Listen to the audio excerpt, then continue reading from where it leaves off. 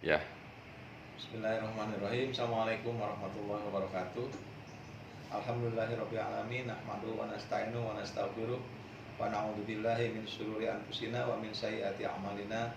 Asyhadu an la ilaha illallah wa asyhadu anna Muhammadan abduhu wa rasuluhu la nabiyya ba'dah. Rabbi anzilni munzalan mubarakan wa anta khairul munzilin.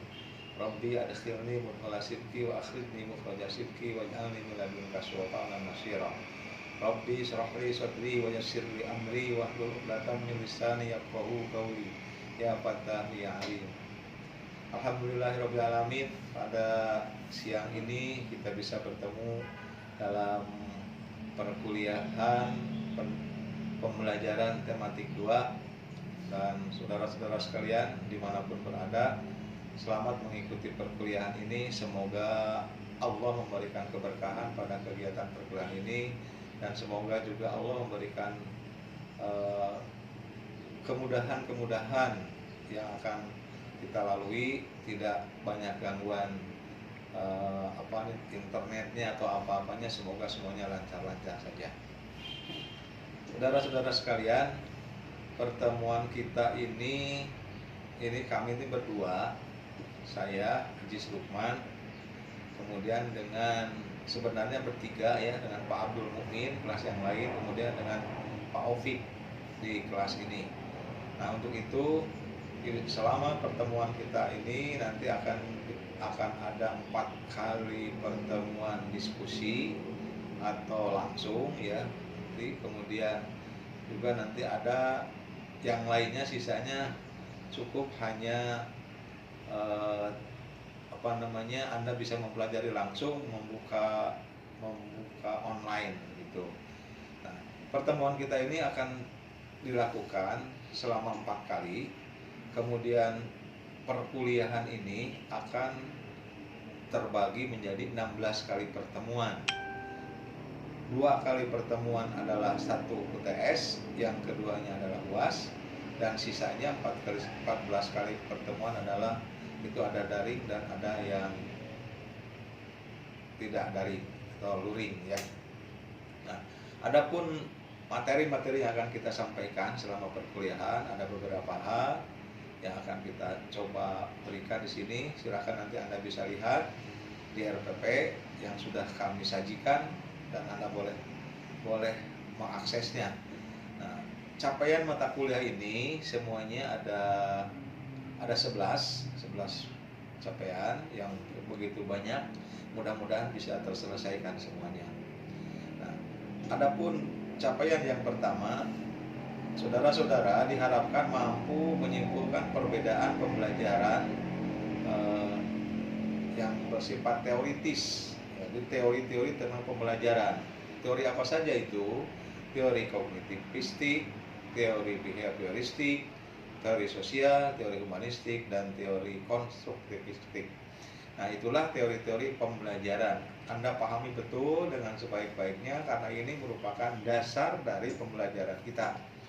Selanjutnya yang kedua, kita mencoba akan memberikan tugas kepada Anda untuk merangkum landasan-landasan filosofis, landasan psikologis, dan yuridis pembelajaran tematik. Jadi ada landasan pembelajarannya, ada teoritisnya. Jadi landasannya adalah yang pertama adalah landasan filosofis, mengapa perlu pembelajaran itu, kemudian landasan psikologis, bagaimana caranya pembelajaran itu dan dilakukan untuk siapa. Nah, itu Anda harus paham betul bagaimana aspek psikologisnya. Kenapa begitu? Karena di dalam pembelajaran itu setiap kelas di SD itu berbeda umur. Tentunya aspek-aspek perkembangan perilaku, aspek kemampuan, aspek-aspek yang lainnya itu berbeda-beda. Maka disitulah perlu adanya landasan psikologis. Sedangkan landasan yuridis, saudara-saudara perlu dipahami bahwa pembelajaran kita ini berdasarkan pada aturan-aturan yang dikeluarkan oleh Permendikbud nomor sekian. Nah, kita selalu dinamis, berubah-ubah terus. Nah, untuk sekarang saja perubahan terjadi pada RPP misalnya, yang tadinya banyak sekarang jadi 1 lembar. Nah, inilah perubahan-perubahan yang terjadi berdasarkan yuridis. Kemudian yang ketiga, Anda mampu memberikan contoh penerapan prinsip pembelajaran tematik, penggalian temanya bagaimana, kemudian pengelolaan pembelajarannya seperti apa, kemudian juga Anda akan melakukan evaluasinya seperti apa, dan bagaimana reaksi dari semua pembelajaran itu yang keempat. Kemudian capaian kelima adalah Anda mampu memberi contoh kegiatan pembelajaran berdasarkan sintak pembelajaran tematik. Nah, kenapa begitu? Karena di dalam proses pembelajaran, model pembelajaran tematik ini atau tematik ini, Anda sebenarnya latihan bagaimana cara Anda mengajar.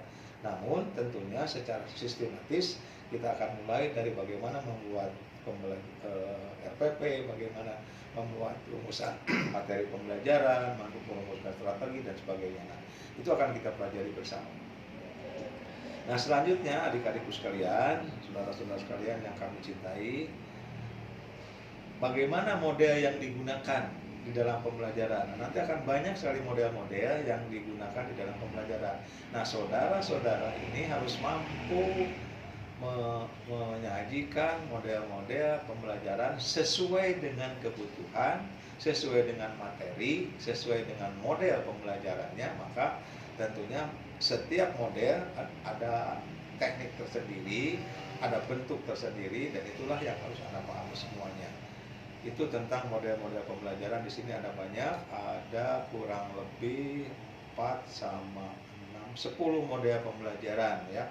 Di antaranya ada yang disebut dengan the contextual model, ada kemudian the vivid model, ada integrated model, dan masih banyak lagi yang lainnya. Itu silakan nanti dibaca saja.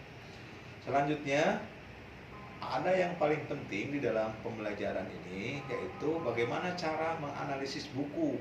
Nah, buku apa saja yang dianalisis? Ada bahan ajar yang ada pada guru, ada bahan ajar yang ada pada siswa. Nah, kedua-duanya ini harus Anda analisa.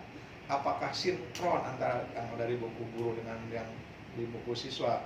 Bisa jadi materi yang diajarkan di buku guru tidak sama dengan bahan ajar yang ada pada siswa.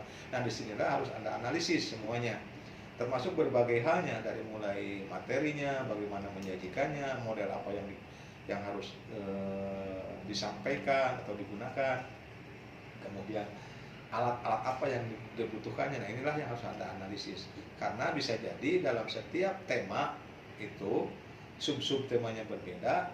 Di situ akan muncul perbedaan-perbedaan, misalnya saja alat yang digunakan, mungkin model yang digunakan akan berbeda, atau sebaliknya bisa dalam satu tema modelnya sama, itu saja yang digunakan. Nah, inilah yang harus kita pahami bersama. Selanjutnya yang berikutnya yang ke-7, membuat jaringan tema untuk mempelajari pembelajaran tematik. Ada yang disebut dengan jaring laba-laba lah, ada yang disebut apa. Nah, maka nanti Anda mencoba membuat jaringan, atau dalam bahasa yang lain ini disebut dengan mindsetnya, atau apa istilahnya ya, Pak Opik, apa namanya Pak Opik ya, apa namanya, menempatkan apa ya, astagfirullah, lupa. Menempatkan mapping. Mohon maaf, ke sekolah terhadap mapping ya, bagaimana membuat mapping bahan ajar, mapping yang lain-lain, maka itu harus Anda pahami. Selanjutnya untuk bagaimana menyusun silabus tematik berdasarkan pada hasil pemetaan KD dan indikator. Nah, itu nanti akan belajar. Nah, ini dipelajari pada saat awal-awal Anda sebelum mengajar. Jadi Anda akan mempelajari dulu nanti silabusnya seperti apa. Nah, setelah silabus baru nanti membuat RPP-nya. Nah, selanjutnya menyusun RPP tematik itu seperti apa. Nah, ini yang biasanya lama. Kadang-kadang bisa beberapa kali pertemuan, tapi karena kita daring sifatnya, jadi kami tidak tahu Anda membuatnya seperti apa, karena ini di belakang layar.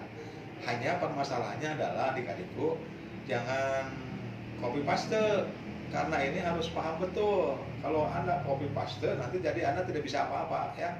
Jadi Anda harus benar-benar membuat sendiri, pelajari dengan baik, kemudian diskusi dengan teman-teman bagaimana membuat RPP yang baik. Selanjutnya, menyusun instrumen atau assessment atau alat tes sesuai dengan metode penilaian yang ditetapkan dalam RPP. Jadi di dalam RPP itu kan di ujungnya ada yang disebut dengan evaluasi atau penilaiannya. Di situ tentunya harus menyusun soal, harus membuat bagaimana skala penilaiannya, bagaimana pembobotannya dan yang lain-lain.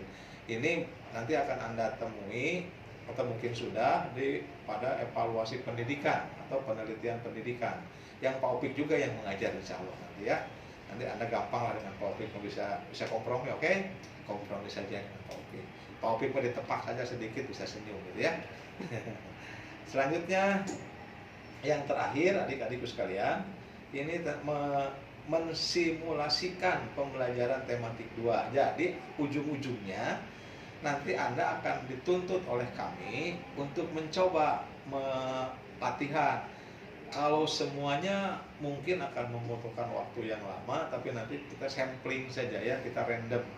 Mungkin kebagian siapa itu urusan kami nanti menunjuk siapa. Pokoknya Anda siap aja semuanya ya. Jadi tidak dari sekarang diberitahukan. Nah mungkin itulah adik-adikku sekalian yang akan kita sampaikan dalam perkuliahan kita selama 1 semester dalam perkuliahan daring ini. Semoga semuanya bisa lancar dan bisa membawa keberkahan buat kita semuanya dan sehat selamanya.